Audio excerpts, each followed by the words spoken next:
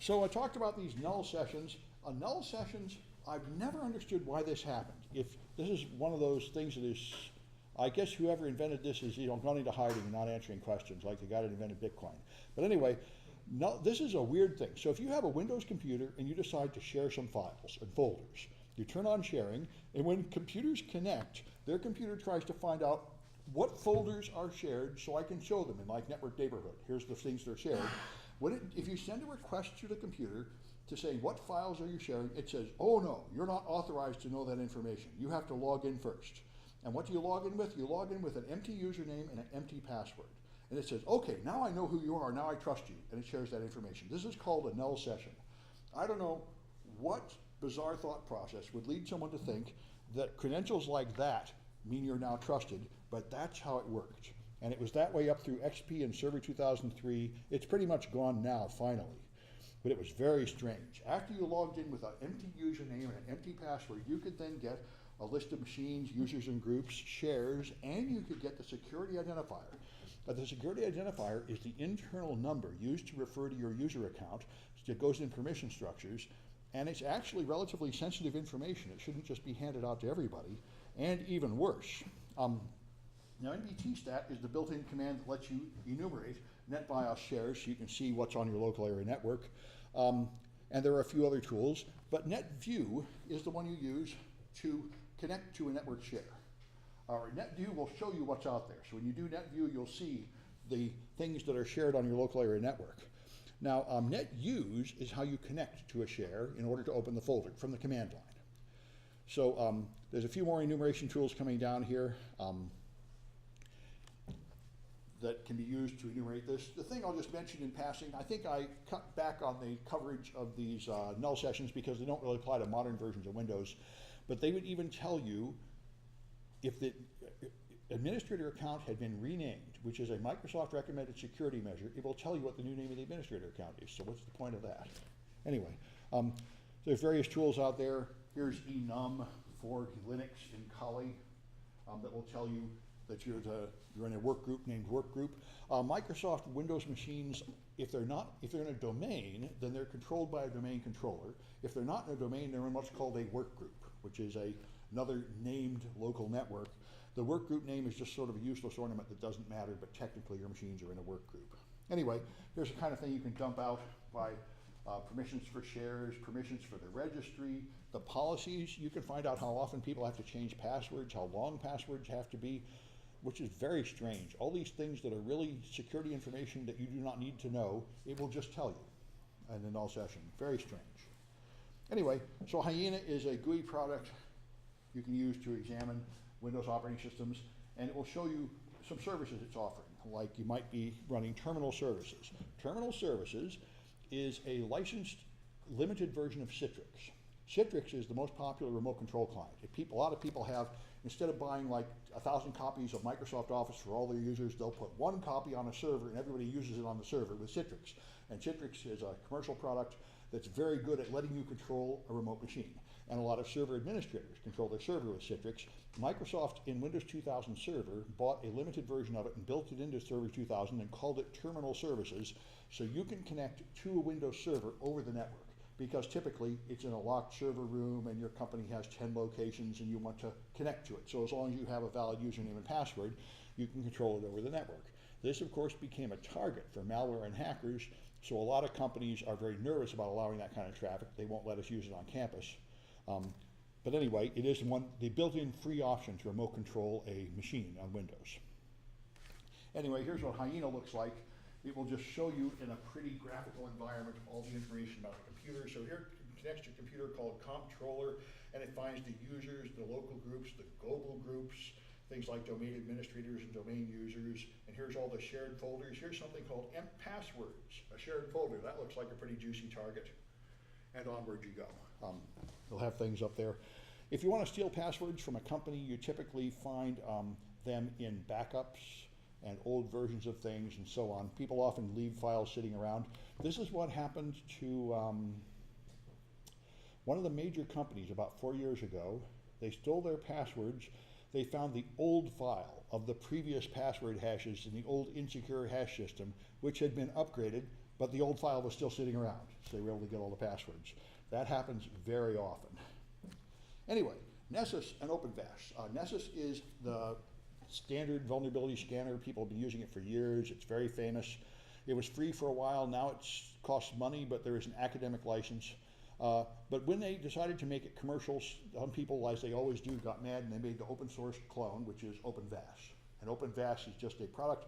The vulnerability scanner does much more than a port scanner like Wireshark. It will take hours typically and send thousands and thousands of packets to the server because it will check to see every open port and then every service that's running, and then it will have a whole list of attacks against that service which it will test to see if it has any vulnerabilities.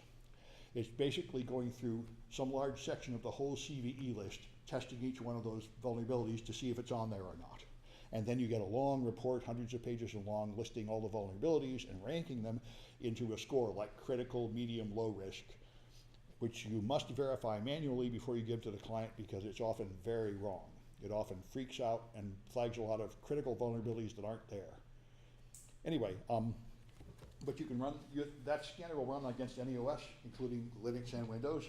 Now, if you want to enumerate Unix, you want to know what services are being offered by Unix servers, there are many, many versions of Unix. Unix was originally written at Bell Labs in the 60s, and that's because before that, there was every mainframe manufacturer would write their own operating system. IBM had one, Amdahl had one. There were 6 or 8 popular brands of servers, and you would pay $1 million to buy the server, and you'd get about 10 manuals the size of phone books, and your staff would have to learn how to use that server.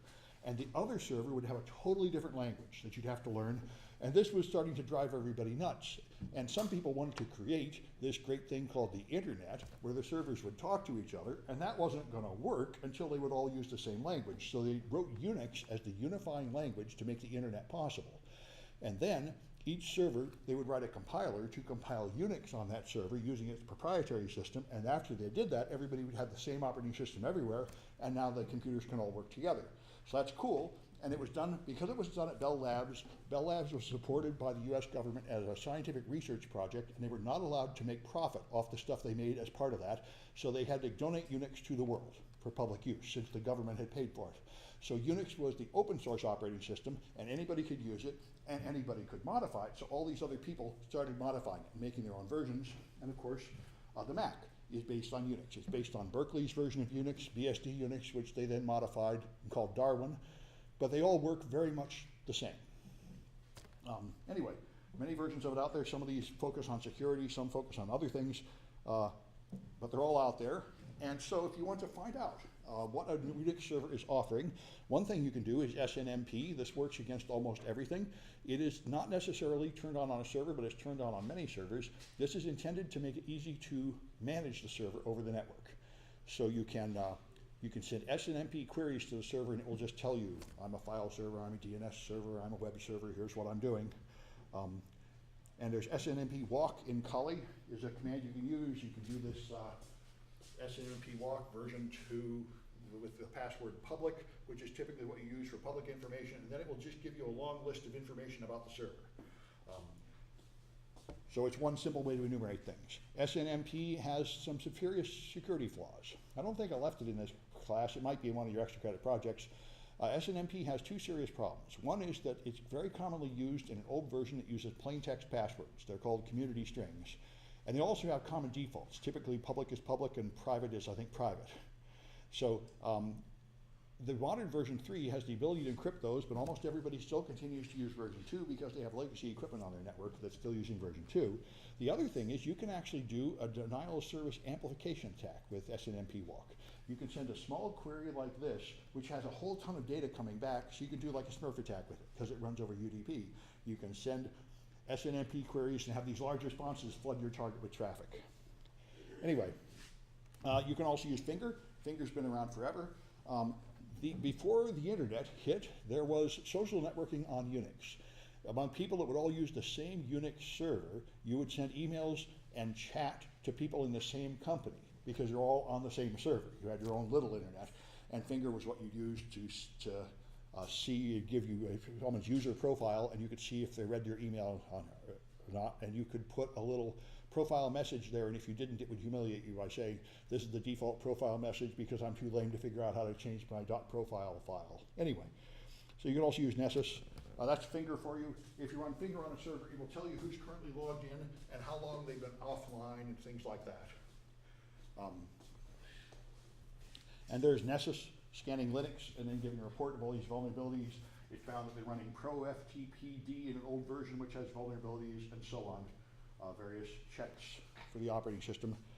And all these vuln scanners will then have links that take you to articles that explain about the vulnerability, because it's a whole research project, right? If it reports 15 vulnerabilities, you now have to really read up on them and figure out what they mean. Because just the fact that some scanner reports a vulnerability does not mean it is really a risk at your company the way you're using the server, and you don't want to. That's why clients pay money for your pen test, so you will have the intelligence to guide them into what really matters and not waste their time on all the unimportant things that happen to trip up the scanner but don't really matter. So I got a few iClicker questions about that stuff. All right.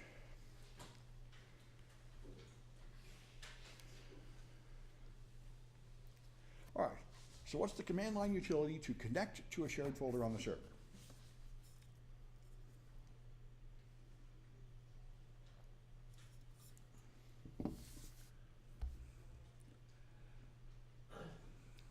Quit at 30. Microsoft has had a fraught relationship with the command line. Back around the time of Windows 2000, they tried to get rid of the command line and get everyone to use the mouse. And then the network administrators complained and said, we really need to write scripts for everything, because I'm not doing it on one machine with a mouse, I need to do it on all 1,000 machines. And so they brought back in Windows XP a powerful command line for everything, and now they have PowerShell, which is really powerful, and makes it possible to script everything. So doing everything from the command line is pretty popular. This one often fools people. NetShare is how you share something to be the server. NetUse is how you use it. This is dead? Yeah. Okay, and make a note, and when you get your name later, you'll get 1 point. All right, because you can't win now. All right. And which one of these cannot enumerate UNIX? Well, it sure is dead, ain't it? All right.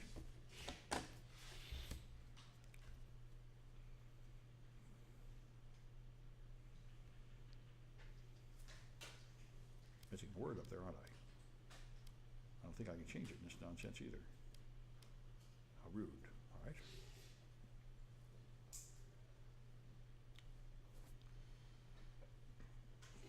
All right. You can't run null sessions on Unix. That was Microsoft's strange brain thinking. Nobody in the Unix world ever had this bizarre idea that logging in with an empty name and password meant anything. All right. So I guess that's all of them there are. I'm going to stop the recording and see who won. This is chapter 6.